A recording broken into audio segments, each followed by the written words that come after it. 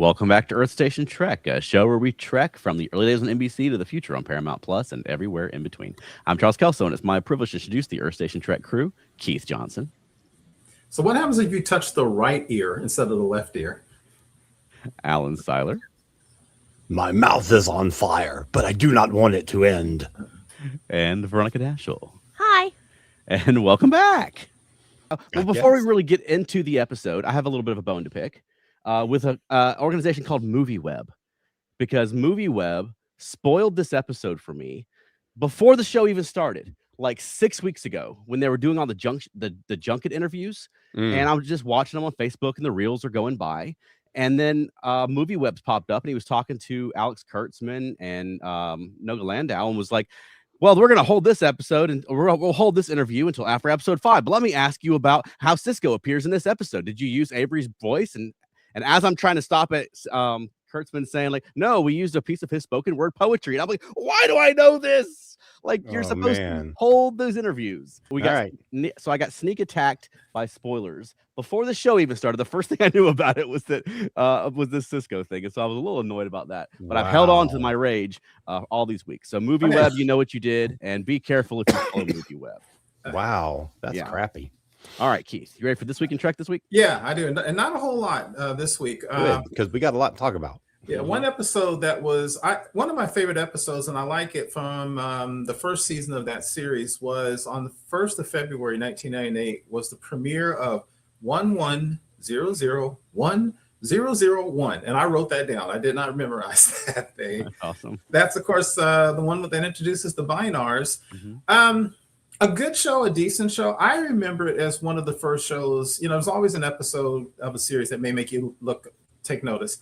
I remember that episode because the music and the kind of the action when the ship was taken, everything about it was cool. And there was this real cool scene when the alarm was going off and the camera literally rolls down. It's panning through the halls of the ship. The ship is empty. And then Picard and Riker are in 10 forward with Minuet.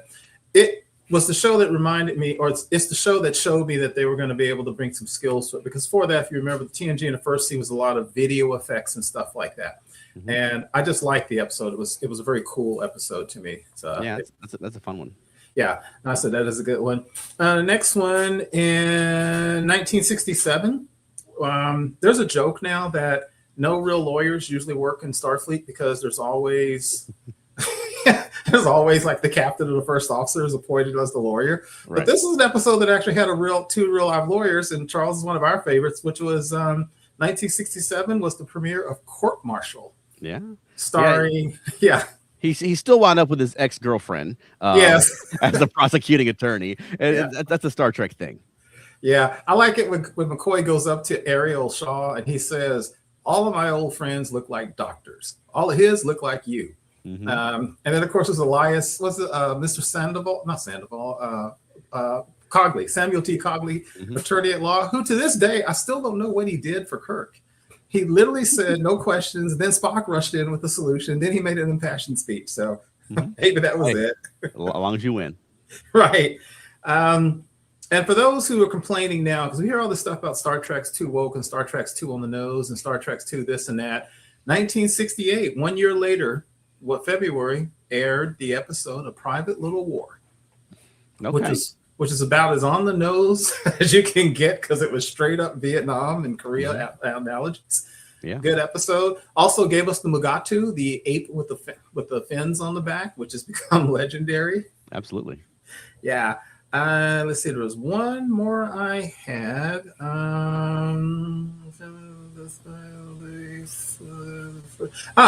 The 3rd of February, 1992. It's another one that means a lot, and I think has had a lot of resonance, especially because we're talking about the Academy. 1992, February the 3rd, was the airing of The First Duty. Oh, okay. One of the best of TNG. Of course, as those know, that's the one where a young cadet gets killed in an accident. Wesley Crusher does something that seems un-Wesley-like, where he kind of helps a cover-up. Robert Duncan McNeil is introduced as Nick Locarno, and gives us one of the best Picard speeches ever. The first duty of anyone. Then he goes off on Wesley. Great episode. Introduces Boothby also. So great episode. Yeah, that is a great episode. And yeah, hopefully in Academy we'll get into some of those types of episodes, a little more serious, sort of like West Point in the future episodes.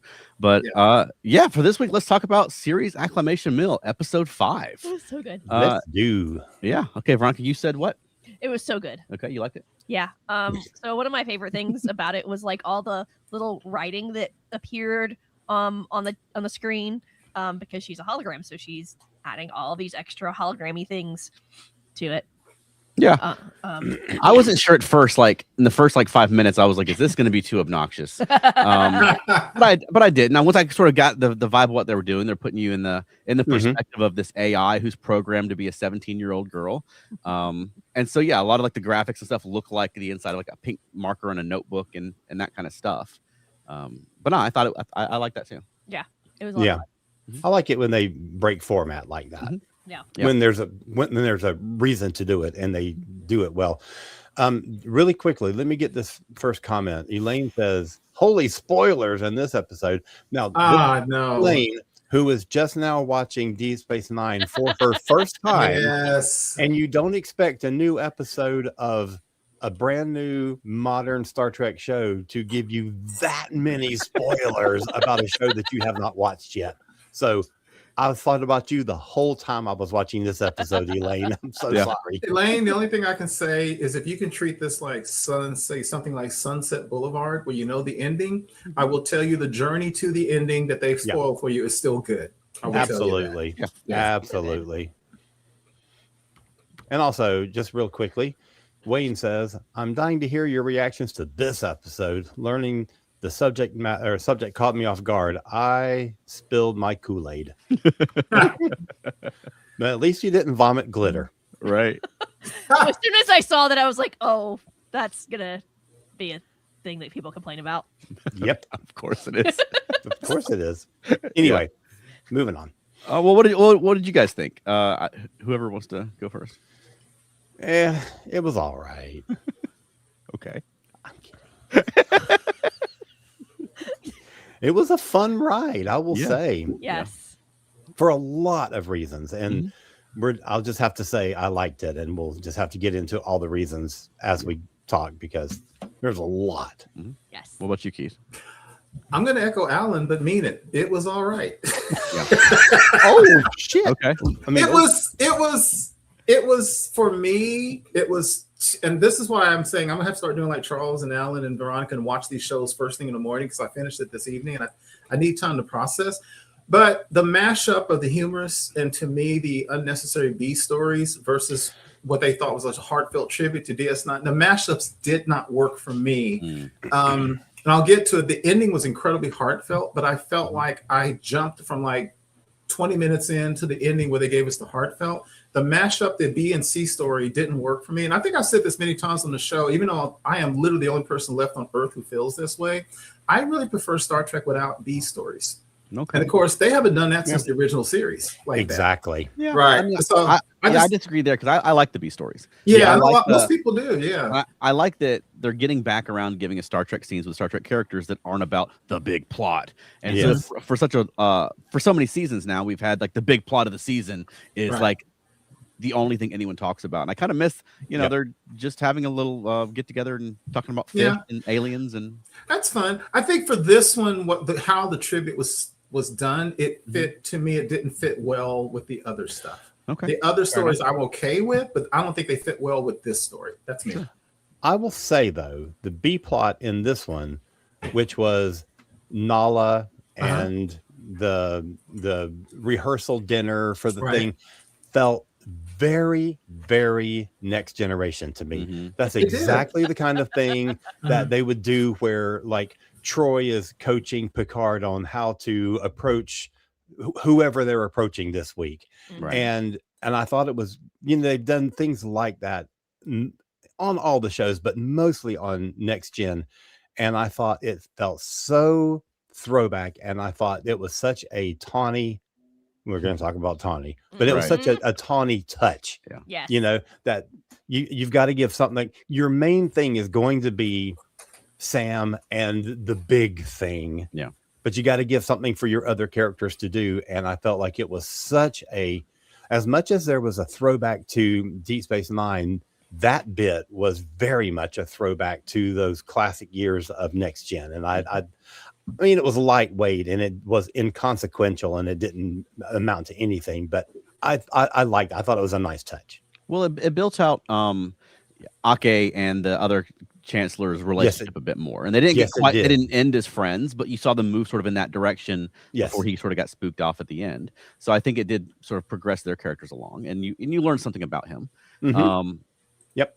And yeah, and like I said, I like for them to have some inconsequential Star Trek scenes. You know, I mean, the thing about this episode as a whole that really struck me was that, I mean, as DS9, you know, heavy as it is, and I didn't know going in, like, is this going to be a mistake? 5 episodes into a new show to be doing a big DS9 tribute, right? Right. But they kept the story about Sam the entire time. Yes. And it really was her journey throughout. And I think it really works in that respect. I mean, really, you could, if you pulled all the, like, if they had come in and said you have to take all the DS9 out of this and just make up something else to be there instead, I think Sam's journey could still stand on its own, even if she was talking about something we'd never heard of before, because it's really her coming to grips with the fact that she's the emissary for these, you know, photonic beings. Yes. But also on a, I guess, a more granular level, like, it's a story of a young person going off to college who's sort of sheltered with overbearing parents and learning that they can step out on their own and forge their own identity. And I think that works very well for a college show. Absolutely. So something it just clicked in my brain is she said in this is centuries ago, humans created photonic beings, but they basically used them as slaves, and so they set off and on their own. But there were photonic beings that weren't created by humans that Voyager met. Right. So what happened to those photonic beings? I think she was talking specifically about her planet. Yes. Yeah. So what happened to those photonic beings? The photonic beings in Voyager were like some other dimensional thing. They weren't part of, I mean, it was a fluke that they interacted with our characters on that show. Yeah. Their stories sounded a lot like the synth journey. Could be. Too. Well, yeah, I mean, that's the classic, you know, AI robot slave story. But no, I thought it was interesting the way they were portrayed, because you presumably they had some sort of physical form at some point, that because the humans were using them for something. I would guess maybe they did, but we saw them here looking more like non-corporeal. But that may also just be the means of communication. That may just be the way that she's perceiving them as they're communicating with her. Right. I rarely like to say this because there's sometimes complaints online where people say that they keep throwing out "it's been 1,000 years" to justify everything.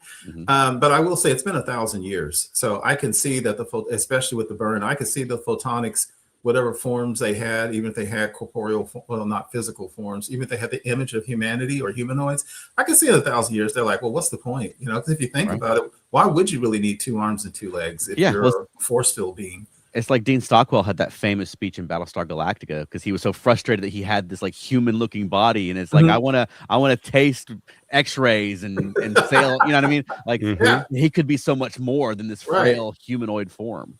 Yes. Right. I was thinking of other things that were like, oh, it's been 1,000 years. Obviously, it's gonna change. The Bajoran earrings. Okay. Yeah. I get it. On one hand, sure, it's been 1,000 years. The style could have changed. Right. But Jake at the end had the same style as in the future, and he would have had a traditional Deep Space Nine era Bajoran earring. Very true. That's a good point. Very true. And I'm glad you raised it. I'm glad you raised it, not me. Yeah, and Bajoran culture is very old. Very. But I mean, even when that dude came forward in time on the sail ship from 200 years ago, he had the exact same kind of earring everybody else wears. Yes. Yeah. Yep. Yeah. I agree with that. It's little touches like that. Like Beta Zeds don't have black irises anymore. You know, little things like that you can say, it's just been 1,000 years and things change. I just wish that they would not do it. Agreed. Just keep it identifiable. Just keep it rooted in what we know to be the foundation of these cultures. You know what I mean? Or at the very least, if you're going to bring a character back, make sure that they're of their time. It's funny because they're walking. It's not, I think I've said this many times. I don't think any of us, well, especially me right now, we're not overtly criticizing their nitpicks, because what you said, Alan, I agree with. I think they keep walking the fine line between almost feeling they have to make a change, because a lot of the show, a lot of the franchise now is about diversity. Like, you see a lot of interspecies people. And I think they're really trying to say that stagnation is kind of bad. And so I agree with you. They tweak a lot of stuff just to make you think that things have changed. And I agree with you. Sometimes, like, well, you don't have to tweak that. Some things are they're just cool. But I think it comes down to there's got to be somebody behind the scenes saying you can change this, keep this just like it looked on the old show. This can change. But then I mean, everyone's opinion of that's going to be different. Yeah. Because like the orb, I thought looked very much like the orb, the classic orb. And you don't always get that, especially with visual effects. They could have done something crazy inside that orb, and it didn't. It just looked like an orb. You know? Yeah, exactly. So should we start at the beginning? Because I actually like took notes this week, and I have I have like 4 options for quotes at the end, just so you guys are aware. Sure. And also, if you're watching this and haven't picked up on it yet, spoilers for series Acclimation Mil, episode 5. And for Deep Space Nine, all 7 seasons. Yeah, for the end of Deep Space Nine. Right. Yeah. All right, Rocky, you'll go with one of your notes? Yes. Okay. So at the beginning, when she's walking around, and then like talking to Caleb about what's going on, and the Orion behind him, she starts talking about the pheromones, and the Orion comes over and like sniffs him. I was like, yeah, he knows about pheromones. I caught that. Here for the moans. That's right. I thought that was an effective little scene because the background actors, you can mug that way, and I thought they added just the right amount of humor when he leaned in to smell. I was like, that was actually funny. It was actually Also, I will say this: whether I like plots or not, I've said this last week. This is one good group of actors. Yes, everybody is appealing. And that's hard to pull off sometimes. I like everybody. Yeah, and they're doing a good job of bringing these characters to life. But I thought there were several bits in this that were genuinely. I mean, of course, Tanya Newsom co-wrote the episode, but like when she's talking about, it says here that you grab someone's ear and then yelled, "Prove me he's alive," and she was like, "I misread the situation." Yeah, just that delivery I thought was hilarious. And it's not exactly what happened. If you go up and grab someone's ear, and she thinks that that's what you're supposed to do. Okay, but we cut out of that scene midway, so you can imagine maybe things escalated. So was the guy who was in the Bajoran club faking when he touched her left ear and said her paw is strong? Because she's a being of energy. So what was he sensing? Well, I mean, the paw is like your spirit, right? So I mean, if a flesh computer can have a spirit, then surely a holographic one, a photonic one can as well. So now we're getting metaphysical here now. Plus, there has to be something there physical for him to grab, because otherwise she wouldn't be able to play the theremin. Yeah, he's grabbing her I was force field. confused about that. That's one of my notes of how can she play the theremin if she doesn't have a physical body? Well, she has a holographic body. She has a force field. That registers just enough as physical. Yeah, holograms in Star Trek have been able to touch things since 1987. Yes, but in the laser tag thing, that went through her. The bolt did. I think. Well, here we go. This is a quick fix. I think you can just assume she can change her. I think so too. She's a like force vision. field. Yeah. Exactly. Remember, she's a force field. She's not just light. She's a force field and light. Because remember in Voyager, when Tom Paris met the Doctor, and Tom Paris reached out for the Doctor's hand with her, then the Doctor slapped Tom Paris. So he's light and a force field. So I think she just made her force field more like Alan just. I didn't think about that. Like the Vision, I think she can make her force field more or less tangible as she needs. Well, even on this show, we saw when the Doctor in the first scene with the Doctor, when he was examining Caleb tried to grab his arm and hand went right through it, but the Doctor can still touch him and manipulate things, Plus, in the first episode, one of her quote unquote superpowers was that she phased into the wall and frizzled out all the computer stuff. So I think that she is able to control her density. Sure. And Veronica, to your point about different forms of photonic life forms, remember that scary Voyager episode where there was that crazy psycho killer photonic? What's that? On Voyager, Suitor? Yeah, no, the other ones. There was one. Remember that there was an episode where they came across a ship where only thing left was photonic, and he murdered his crew. He went crazy. Yeah, and he could put his hand through you again, like Alan said, just like Vision. He could just stick his hand through you and kill you like that. They still didn't get into the how. Like, does she have an emitter? Does she need an emitter? Right. Does the Doctor? We don't know that for sure yet. How do they disappear and reappear? You know what I mean? Because the Doctor also could do that. On Prodigy, he had the hollow emitter, but he could also suddenly disappear and reappear. Which it could be just that 29th century technology had abilities they hadn't unlocked yet on Voyager. Yeah. Yeah, because I was the first one to say that. in the premiere episode, the doctor talked about the ship's hollow emitters went offline, so he was the only one who could get around. So I assume his mobile emitter was still there. Yeah, there's a lot of questions about her, such as who programmed her if her people have lost all understanding of what it is to be an organic, because she definitely has emotions and they seem to not have emotions. So I'm curious how they programmed her. Because they don't have emotions, because he sounded like he was getting pretty perturbed with her at the end. Well, anger. Well, it was some of the things like I've had a 17-year-old daughter, so I get it. When they did the little bubble, they asked her what was it that what they didn't understand. What was love? What was it to dream? What was it to eat? What was it to feel hunger? And I would think that they would dream because the doctor and Data could learn to dream. So I'm just, and this again, not a criticism. These are questions. I'm curious as to how quote unquote like us they are. Yeah. How far do they go? But they really covered a lot of ground, from introducing them entirely to getting her to the point where she's not openly rebelling against them, but just informing her that I'm going to do this on my terms and my way. Yeah, I'll call you. That was kind of funny the way they kept snapping at her. Yeah. Yep. Yeah. I don't have anything to add there. Okay, I thought you were about to say something, so that's what I thought. I do have things to add there, but I'm going to save it. Okay. But yeah, I thought that Carice Brooks was great in this, and I think this was her first like big role. And I thought she was great. She carried the episode just fine. Yeah. Yeah. That's a lot for a young actor. Yeah, totally. Who's relatively inexperienced, because I've been looking at the IMDb's of some of these other people, and there's some of them have had a lot of credits, and not big things, but a lot of stuff. So they're all coming from a place of experience in most cases, right? With her being the least, and I think she's doing a great job. Yeah, they're still Caleb is still a genius, not 100%, but he's still like pretty bright. She's reprogramming her matrix and that kind of thing. I saw someone posted a theory online.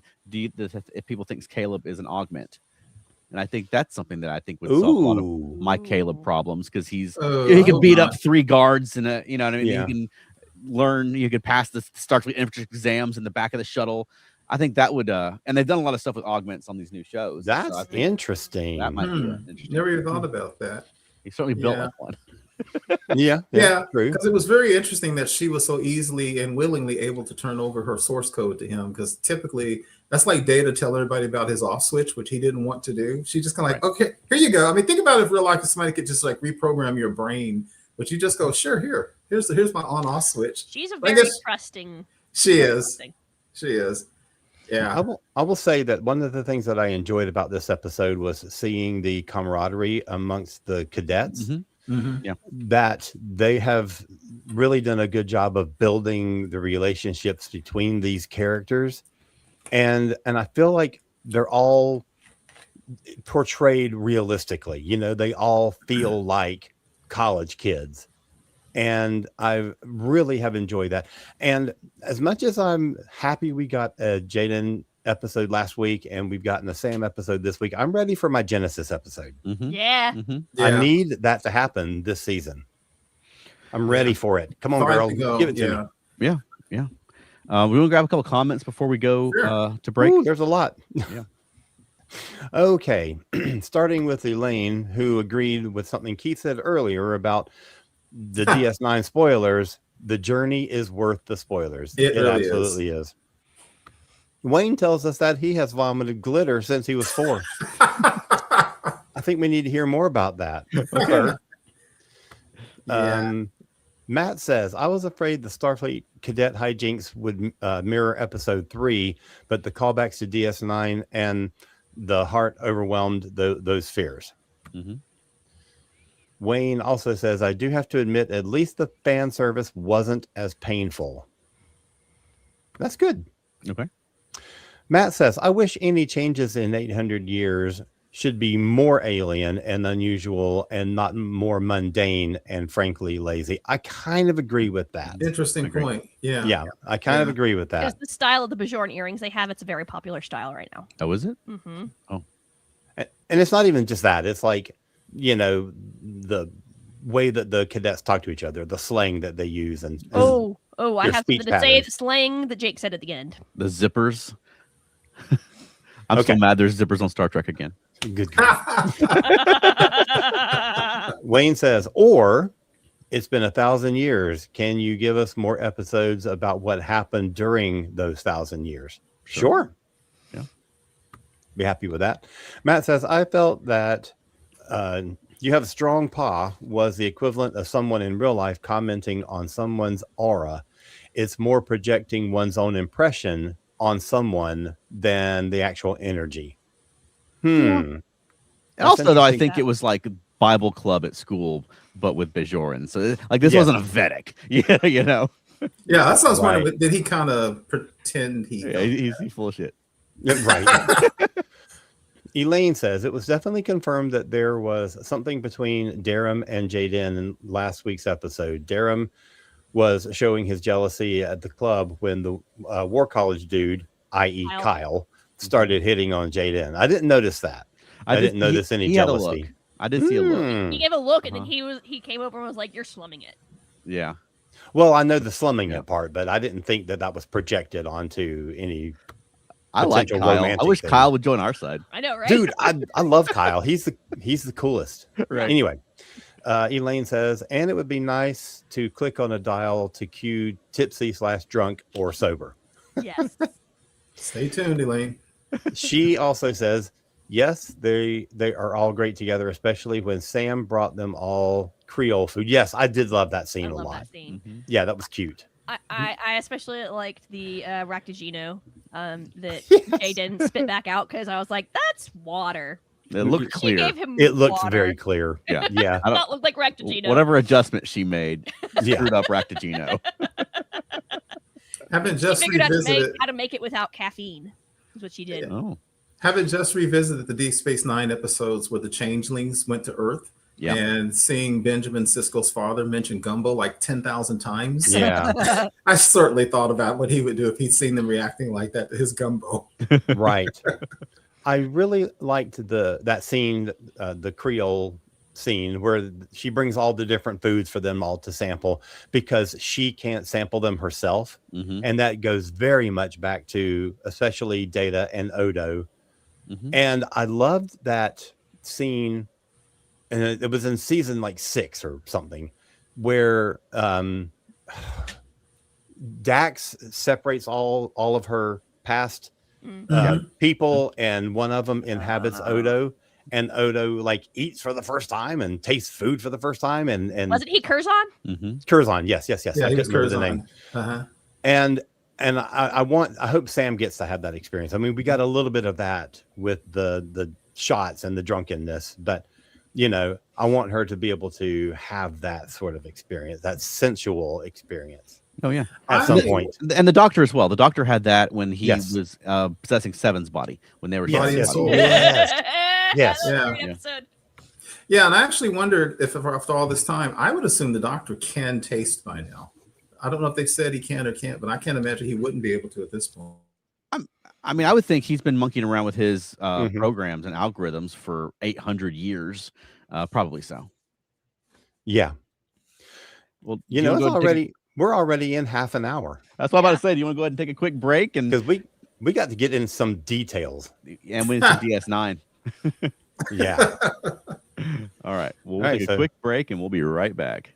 Okay. Attention, people of Earth. Turned on the TV late last night. 'Cause I felt nerdy. Saved the galaxy from a fright. 'Cause I felt nerdy.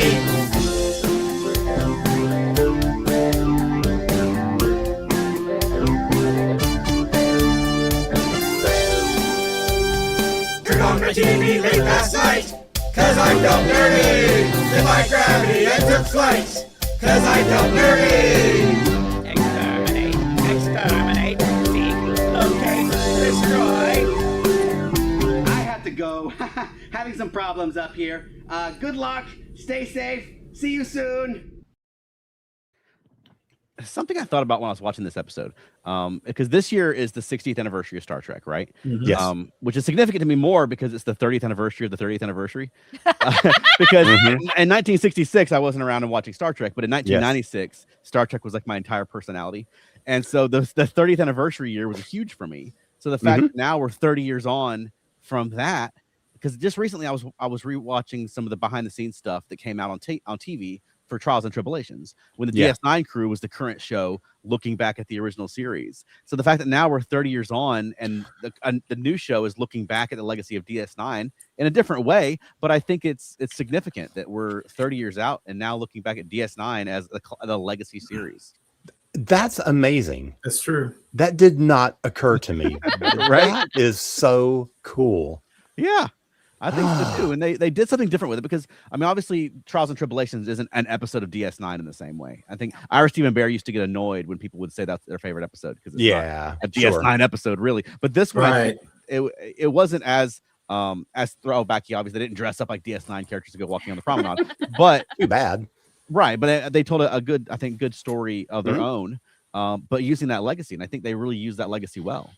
I think they did too, because I feel like the Cisco and his experience with the prophets is, I mean, they made a very clear distinction or a parallel between that and Sam, and the way that she is like, she'll be in the middle of a sentence and all of a sudden she's like recalled to her makers, who consult with her and ask her questions and demand things of her.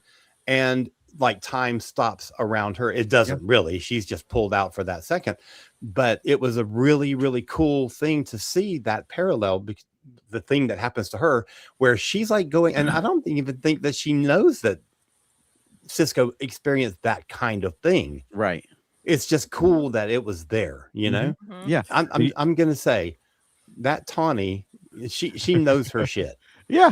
Yeah, because you're right. It is knows. reminiscent of the prophets talking to him. Yes, and for her, I think maybe it's just that she's a computer and they can talk that fast, you know. Yes, but also it makes sense why they're getting impatient with her, because she's now operating on a human time scale. You know, they're waiting a week to get an update from her, and they're like, "You still haven't dropped out of that class or signed up for that class." Right. But yeah, I think that the parallel with him as the emissary, and also. And I tend to not forget, but not think about the season 7 twist that his mother was part prophet, and it was all sort of engineered, because I don't like a lot of season 7, but I think it makes sense in tying it in with this story here, because then she's having to confront, like, at first she's looking at it like, oh, we really don't have a destiny. You have to, but then she learned that, you know, how he sort of rebelled and did things his own way, and also the prophets weren't always right, and they would learn from Cisco. And that she could stand up to her makers in the same way. Right. And he was always, you know, and you know, the prophets were always calling him out for being combative. And so now she's learning that that's how she has to be, right, in order to establish herself as an individual.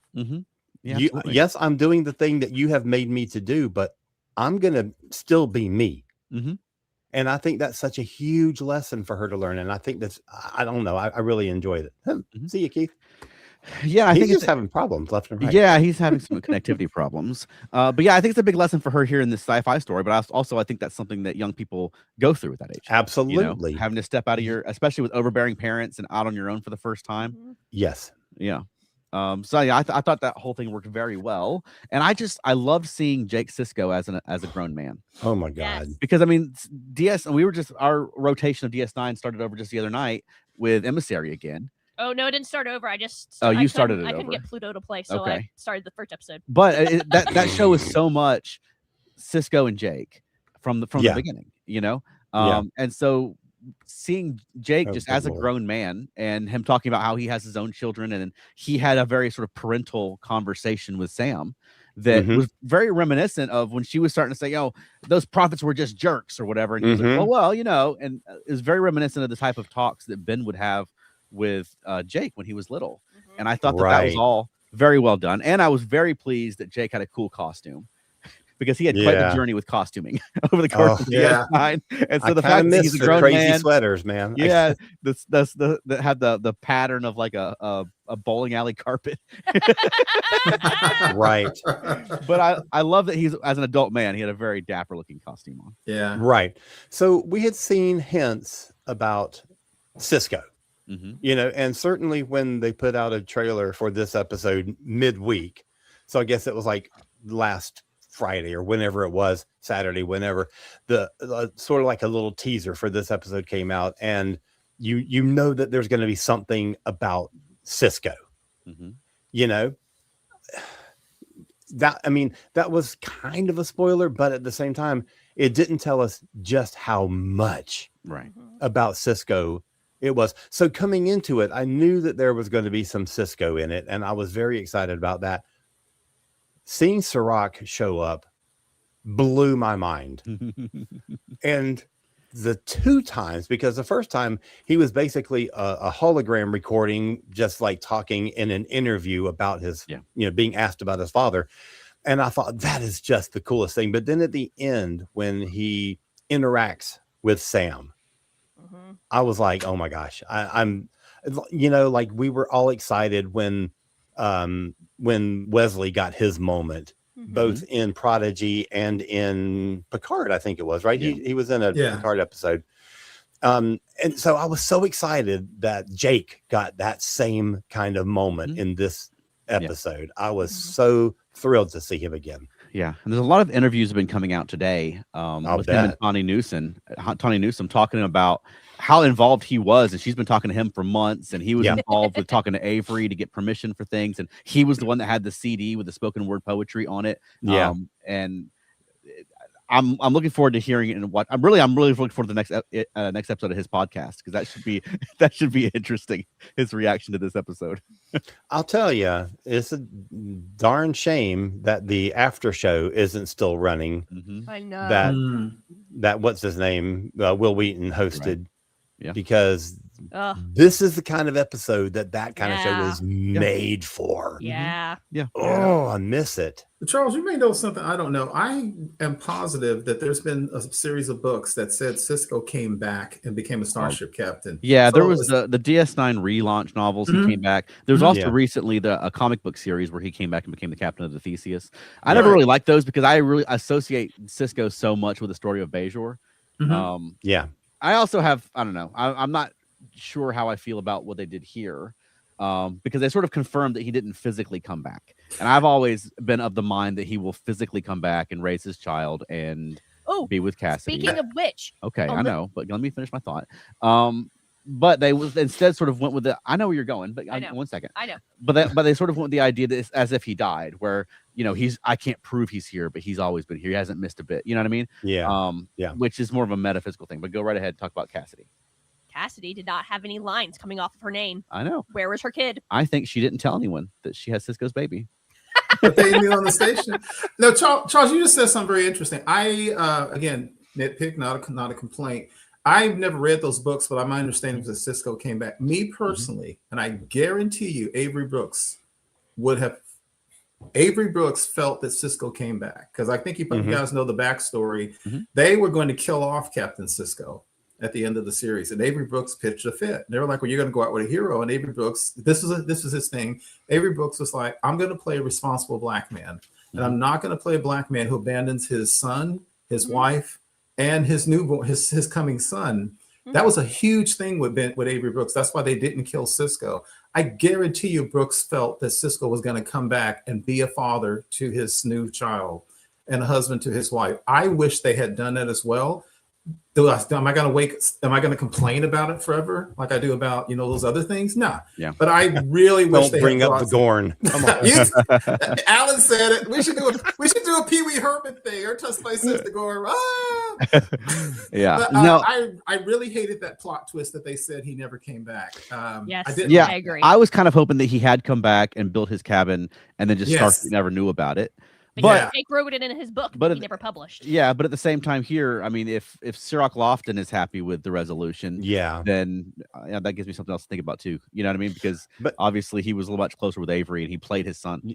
Right, but also, I mean, apparently, you know, there were conversations with Avery, right, and Avery signed off on it. So you have to be okay with it. Yeah. So well, I'll get there, but I like it better the way it was presented, because I've been talking about this for years on the show. I think Cisco came back, and I hope they don't, you know, I think he did too. Yeah, I understand. I think he did too, and that's probably why the baby was not off of Cassidy. Yeah, I agree with you guys, and I think Cisco came back and they just fade. They went somewhere and nobody paid attention to it. Alan, you said something about the after show because can you imagine? I can see them saying, "Yeah, we called Avery," and 20 minutes later, we got his answer. Because if anybody's ever heard Avery Brooks talk in real life, knows that guy. He's like jazz and all this kind of. I thought it was kind of perfect that they tried to get him to at least do a cameo, and instead he let them use some of his spoken word. Of course, I'm telling you, that's a very Avery thing to do. It was a 20-minute conversation for him to say no.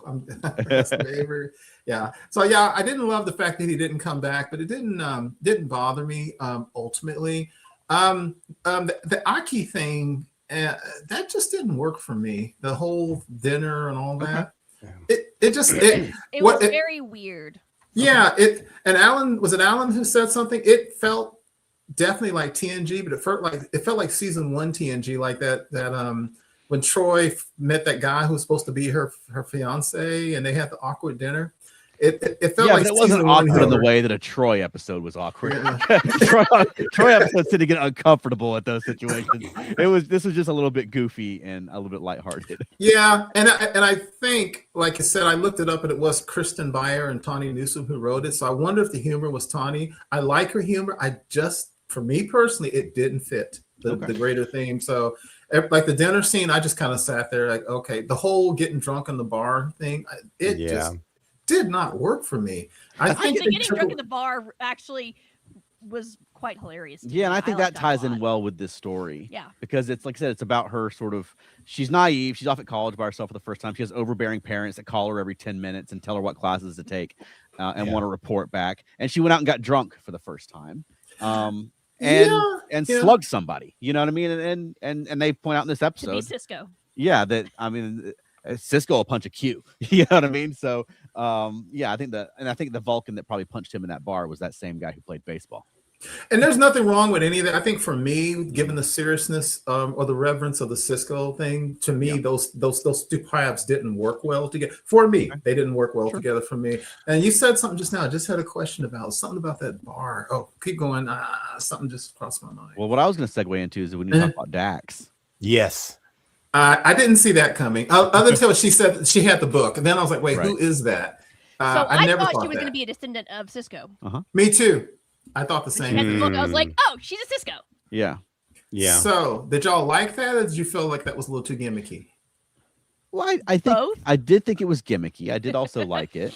Yeah. I mean, in Discovery, we had that Trill. Is it Janal, who was like 800 years old and like barely hanging on to whatever, and then to be the next clue or whatever to find the preservers or the progenitors. But I mean, Dax would be like 1100 or something. Right. Probably the oldest Trill we've ever heard of. But it's Dax, so surely Dax. If someone's going to figure it out, it's going to be Dax. But also, I mean, Tawny had the chance to make a Star Trek episode and made herself Dax. So I mean, come on. I would. Who wouldn't do that? Right. God, come on. I want her to be a recurring character, and I need somebody to address her as old man. Right. That's all I want.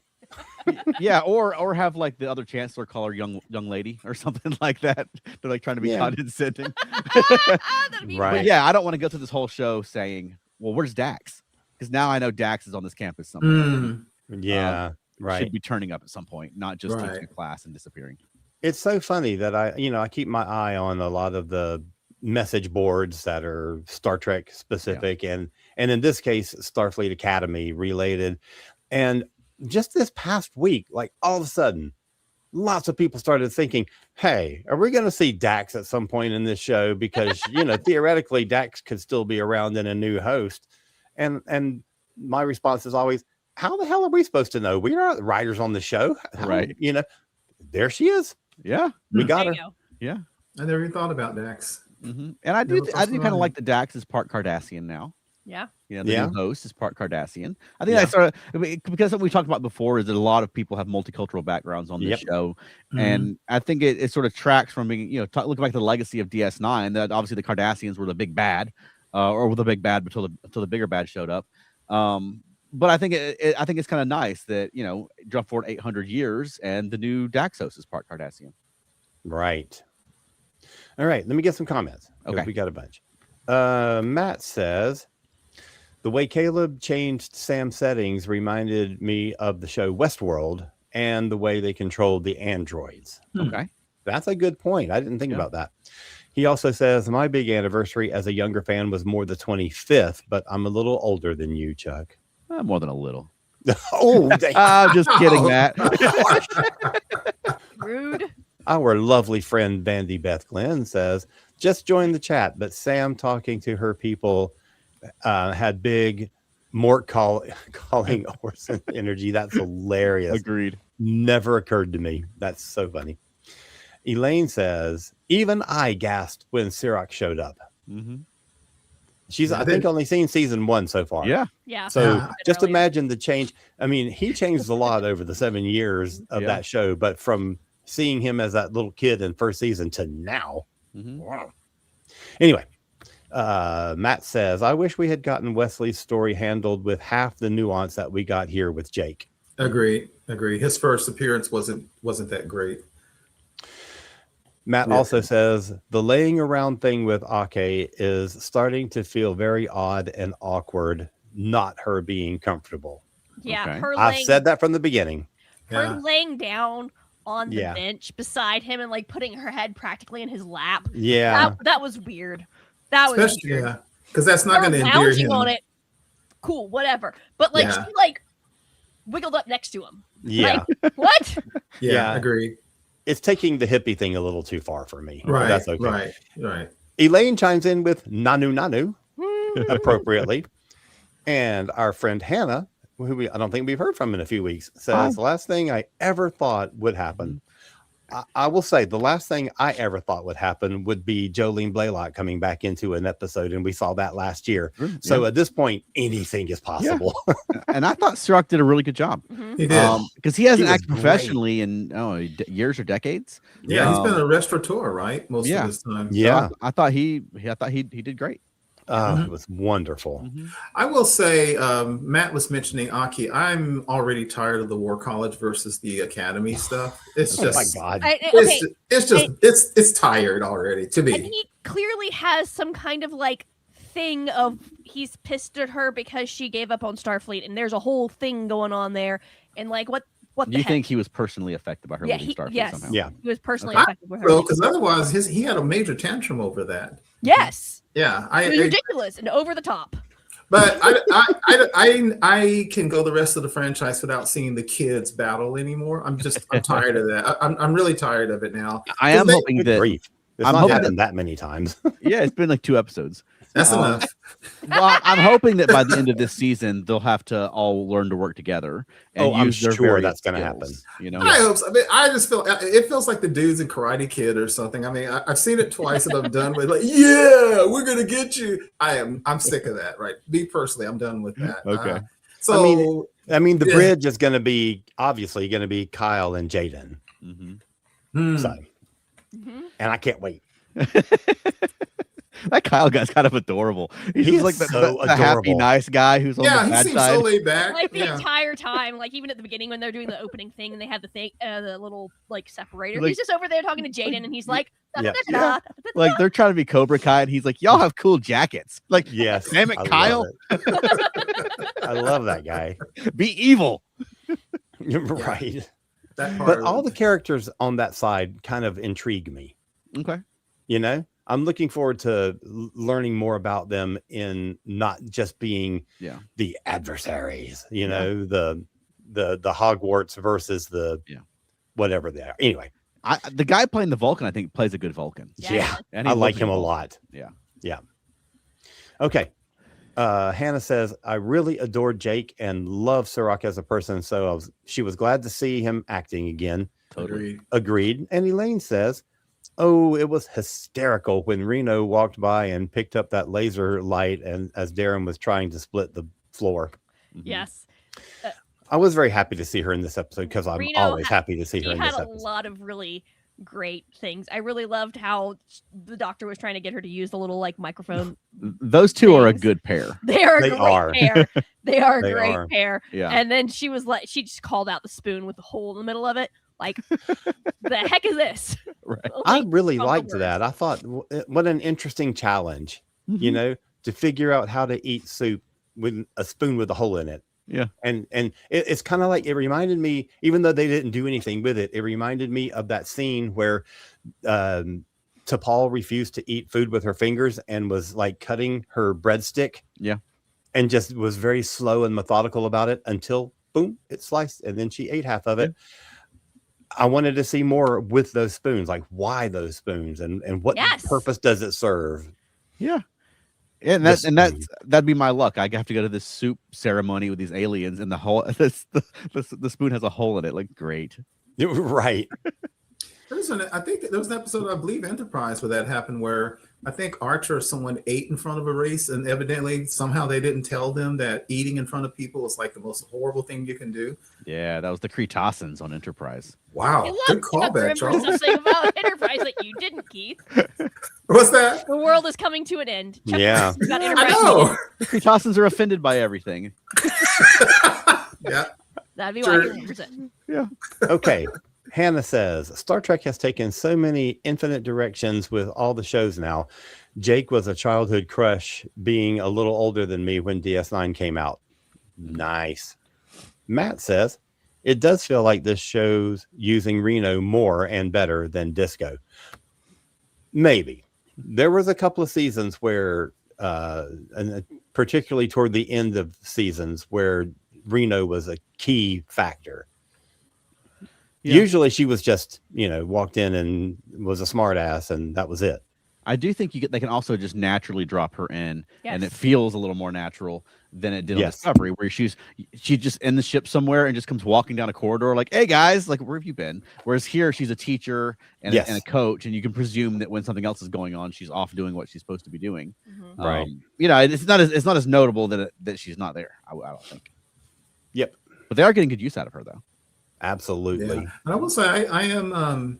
I don't even know how hard it was. I'm very impressed with how Robert Picardo comes across, and he doesn't have to do a lot of changes from his old Doctor persona, but he fits. And maybe because he's not overplaying what he was, but he just fits. But for one, I think that this dinner was just the sort of thing he'd have been doing on Voyager. Yes. But also, you had that moment with him in the med bay when the subject of loss came up. Yes. Like, you get over it. You just have to get over it. Right. And that they've touched on that before, but I imagine there's going to be more to that coming because he's mentioned it twice now. So many people he's known have come and gone. That's over right. 800 years. That's Honestly, I wrote in my notes that scene was, to me, the most impactful scene of the whole show, including the Sirach Lofton appearance. That scene hit me more because he said it twice. And you're right, Charles. The way he said that, you could see he's still dealing with the losses he's felt over the last 1,000 years. Powerful moment. And his hesitancy to get close to people because he wanted him to sort of be her mentor, and her mentor, and he didn't want to. But you got to imagine he's trying to avoid having these kind of connections with these young people because he knows he's going to watch them grow old and die, or die in war, or whatever the case may be. But you'd think it would be different with her because she's also photonic, therefore. Yeah, but you still die.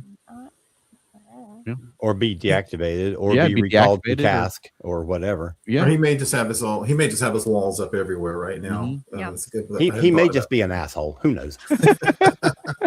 But I thought that was a very powerful scene. It surprised me that he snapped at her like that. But then, as you said, I thought about it.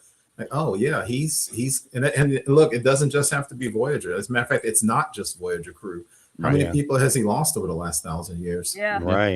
Right. Okay, Hannah says Reno is amazing everywhere. That actor / comedian, that being Tig Notaro, is amazing. I agree. I love Tig Notaro. I happened to catch her in an episode of Bob Burgers. Oh, okay. She's amazing. So I love her in anything. I will watch anything that she's in. Awesome. Well, yeah, this episode I thought was a success. I thought they did a great job, and I thought they used DS9 well, which I love, but also I thought they told a very meaningful episode of this show. Absolutely. Before we wrap, though, I do want to talk about the Cisco Museum. Yes. And all the exhibits that are there that are interactive, like the typewriter and the baseball and the glove and the all baseball that card. Stuff. Oh, that made me so happy. And just all the little references to him starting a riot. And Genesis is like, did he start riots that I didn't know about? There were so many little touches about that I absolutely loved. But then you get that monologue at the end, which, as we've already mentioned, was taken from an album that he recorded 20 years ago. Mhm. But then the capper of the whole thing, you get the DS9 theme. Yeah, that to was nice. close the episode.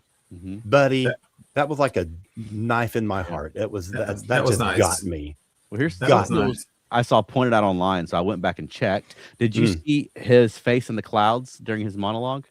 During his little I did No, not. I missed 'Cause that. I found a picture of it online where you can see there in the center where you can see Cisco's face in the Oh. clouds Oh, as I his didn't voice know is that. speaking, and I Okay. thought that was super cool. So I grabbed a I found a picture of it Nice. online.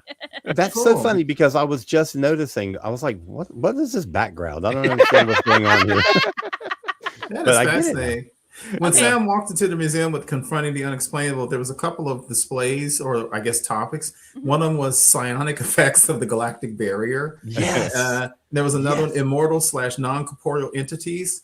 And there's one, I think it said Katra stones. I Yes, couldn't it read did. the rest of it. I thought that was pretty cool. An alternate something. I couldn't tell what the rest of that was. Alternate Yeah. continuums of reality. So that was interesting. We talked about xenomythology Mhm. after the first episode or second episode when we found out that was a course, and I said that would be the first thing I'd sign up for. This would be like the immediate second thing I'd sign up for. I would be in that class from day one. Right. So one of the Cool. things I didn't understand is Mhm. they were like, there's a little thing about him in New Orleans, but you can do a hologram version. I'm like, why didn't she just go to New Orleans and see the actual museum?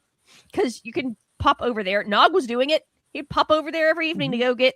Oh, yeah. whatever. She did the virtual. Yeah. Yeah. Like, now you don't have to. It'll come to you. Mm-hmm. That's progress, right? no. No, they wanted it there at the school, and so she could go back and forth. I think. Mm. You know. Okay, so I have a question. Okay. So when Caleb and Betazoid chick, I don't remember her name. Tarima. Tarima, I'm not gonna remember that.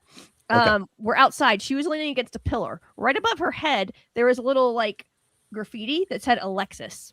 Does anyone know what that meant? Because it was. Oh, I thought it odd. said aliens. I thought it said Alexis. Oh, I'll have to go I back and didn't look. I even didn't notice that. Yeah, I thought it said aliens, but you might be right. Well, the I was at the end, and there was Okay, an I'm E. not going to and- argue with you. I didn't even notice that. No, no one Yeah. knows. No one knows. Okay. I was too busy looking in her beautiful eyes. Okay. One other thing that I did not like is Jake called Sam girl. I'm like, no, Why? that is not how Jake talked. Not how Jake talked. Okay. How Jake Sisko would talk. Okay. Right. Agreed. Okay. But I didn't like okay. And the well, of all the things, there was the Bajor Yeah, earrings. But now we've and the way never he- met and the way he Jake said girl. Sisko as a dad. right. So who knows? Things I mean, change. Yeah, the way you speak does change when you become a dad. I think that's a very, very minor point. I think that's the little bit of the kind of humor that Tawny injected into the show I didn't care for. I don't dislike it. I didn't feel her humor fit the show, the overall theme. I agree with Veronica. Yeah. I think that was a Tawny Newsome writing, not a Jake Sisko. That was a very tawny thing to say. There Yeah. Or- There certainly have been bits on the Mariner. show that I feel like would work on Lower Decks that don't work in live action. Yeah. Like, I think I swallowed my comm badge from the Right. first episode. Right. Yeah. Which, if Boimler had said, is kind of a funny thing, but Yes. in live action, and similar with the glitter today, I think if it was an alien Yeah. on Lower Agreed. Decks barfing glitter in Agreed. this, it seemed kind of overly dumb. Yes. Agreed. Yeah. Agreed. They could have done without that. Mhm. There was one last thing I was gonna. Speaking of Tarima, after the first episode, I was kind of waiting for our Betazoid character to be introduced because I love me a Betazoid. Mhm. I'm very surprised that her brother Occam has been featured as much as he has. Mhm. Like he's very integrated into our main cast. And in a way that I was not expecting. I thought he was, Yeah, when 'cause we he wasn't on the promo stuff, but she was. And she's hardly there at all, and Yeah. we're halfway through the season. But also today, it seemed like they might be hinting toward a little romance with him and Sam, because when he was like, my queen or whatever, she's like, that's my favorite. Yeah. like that seemed like a little boom moment for her. Yep. So we'll see. Okay, couple of last comments. Hannah says that she was familiar with Tig Notaro years before Trek. Me as well. I was thrilled when she was cast in Star Trek. I was so excited. Awesome. Elaine says, Alan, I love that you watch Bob's Burgers. I love that show. Elaine also says, I love that one of my favorite drag queens was a bartender at the club. And she's done some Star Trek events where she's been a host and stuff. Yes. And Hannah wraps us up by saying, yep, going to do a massive full rewatch this weekend. Of what? Starfleet Academy? Or are you going to watch all of Deep Space Nine this weekend? Because I don't know that you have enough hours. No sleep. All right. Well, Keith, where can people find more of you? You can find me on Facebook, primarily the ESO Network Facebook groups. And what about you, Alan? CosmicCreative.com, KOZMICCreative.com, where you can find information about my 2 brand new Doctor Who books. Yay! And I just visited the Doctor Who exhibit in San Diego, and I have a full page of pictures and videos from that experience. So awesome. Visit. And how about us, Veronica? Feltnerdy.com. Yep. And this weekend we'll be at the Puck and Puppet Show at the Center for Puppetry Arts here in Atlanta. And then the following weekend we'll be at a show in Charleston, South Carolina. Cool. Velvet's Velvet Review, I believe it's called. Cool. And where else can people find us? Monkeying Around, a podcast about the monkeys. That's right. And we're about to record some new episodes just as soon as we can all get together and get them scheduled. Yeah.